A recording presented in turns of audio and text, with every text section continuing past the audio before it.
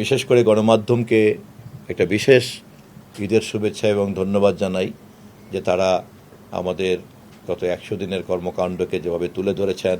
অন্যরা সকলে দাম বাড়ালেও আমাদের সরকার কিন্তু দীর্ঘদিন দামকে পুরনো জায়গাতে ধরে রেখেছে। যদিও আমরা আমদানি নির্ভর একটি দেশ, আমাদেরকে জ্বালানি আমদানি করে চলতে হয়। গণমাধ্যমের উপরে বিচ্ছিন্ন বিক্ষিপ্ত কিছু আক্রমণের খবর পেয়েছি। গণতন্ত্র তো একটা বিমূর্ত ভাসমান জিনিস। এটার এটার এটার মানে সুনির্দিষ্ট সুফলটা জনগণ পর্যন্ত পৌঁছায় কিভাবে? পৌঁছায় হচ্ছে তো যখন মানুষজন নির্বাচিত সরকারের আমলে এই ধরনের স্বাধীনতা, এই ধরনের পরিবেশ, এই ধরনের পরিস্থিতিকে যখন তারা নাগরিক অধিকার চর্চা করার ক্ষেত্রে পায়, ওটাই হলো গণতান্ত্রিক সরকারের গণতান্ত্রিকতার দায়িত্ব। যেটা একটা জবাবদিহিতাবিহীন থাকলে পরে সে তো এগুলো করবে না, সে তার খুশি মতো, না এটা হবে না, ওটা বাদ, এরে বাদ দাও, ওর দলের বাহিনী গিয়ে মাস্তানি করলো, না এই অনুষ্ঠান হবে না, না চান্দা দাও। আনঅ্যাকাউন্টেবল একটা ইল অথরিটি, অসুস্থ একটা কর্তৃত্ব এবং কর্তৃপক্ষ সমাজে দাপিয়ে বেড়ায়। এবং সমাজের স্বাভাবিক যে প্রতিষ্ঠানগুলি, বিশেষ করে আইন প্রয়োগকারী সংস্থা, তারা দেখা যায় হয় নিষ্ক্রিয়, তা নাহলে দলীয় বাহিনীতে পরিণত হয়। সেই বিবেচনায় 17ই ফেব্রুয়ারিতে আমাদের শপথ গ্রহণ এবং তারপর থেকে 21শে ফেব্রুয়ারিতে ভাষা আন্দোলন দিবস পালন করা, তারপরে 26শে মার্চ স্বাধীনতা দিবস পালন করা, পবিত্র ঈদ উল ফিতরের অনুষ্ঠান করা এবং গত পয়লা বৈশাখ পালন করা, এবং তারপরে এটা এ পর্যন্ত আমাদের কাছে যতটুকু সংবাদ, সর্বত্রই একটা স্বতঃস্ফূর্ততার ছাপ পড়েছে, একটা স্বতঃস্ফূর্ততার ছাপ পড়েছে। উল্লেখযোগ্য তেমন কোনো নেতিবাচক কোনো কিছুই তো কানে আসে নাই। তো সেই দিক থেকে এবার ইতিমধ্যে সাংবাদিক নেতৃবৃন্দ, যারা সংবাদপত্রের সম্পাদকবৃন্দরা মাননীয় প্রধানমন্ত্রীর সঙ্গে দেখা করেছেন, সংবাদপত্রের মালিকরা দেখা করেছেন, সবাই গিয়ে বলেছেন যে এই প্রথম তারা নিয়ন্ত্রণবিহীনভাবে সাংবাদিকতা করেছেন এবং কোনো মহল থেকে, সরকারি মহল থেকে কোনো ধরনের কোনো চাপ বা কোনো ধরনের কোনো কিছু করা হয়নি। বিশেষ করে গণমাধ্যমকে একটা বিশেষ ঈদের শুভেচ্ছা এবং ধন্যবাদ জানাই যে তারা আমাদের গত 100 দিনের কর্মকাণ্ডকে যেভাবে তুলে ধরেছেন।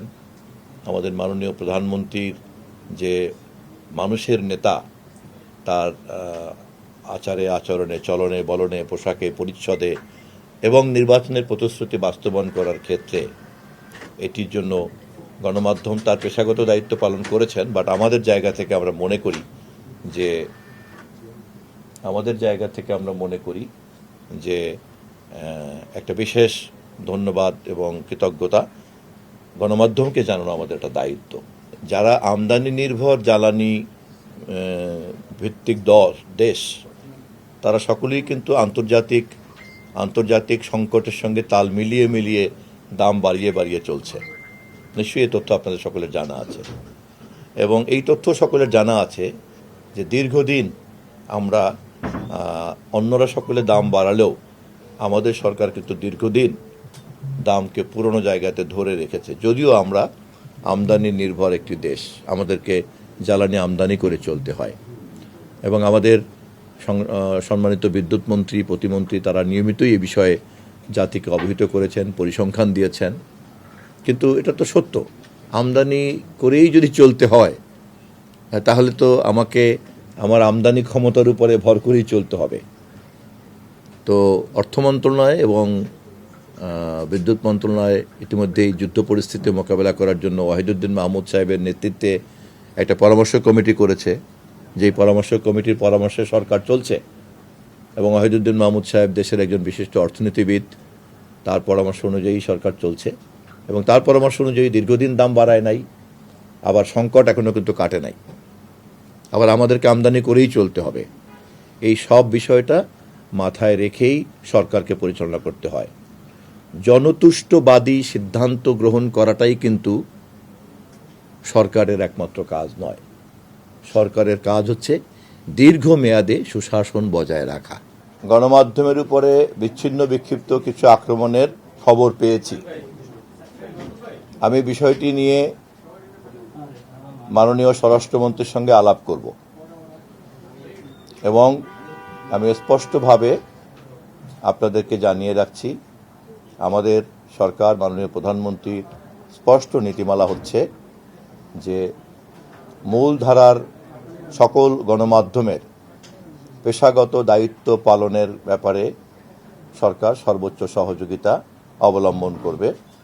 এক্ষেত্রে মূলধারার গণমাধ্যমের পেশা চর্চার ক্ষেত্রে কোনো ধরনের কোনো অনৈতিক বাধাকে আমরা মোকাবেলা করার ক্ষেত্রে জিরো টলারেন্সের নীতি অবলম্বন করব।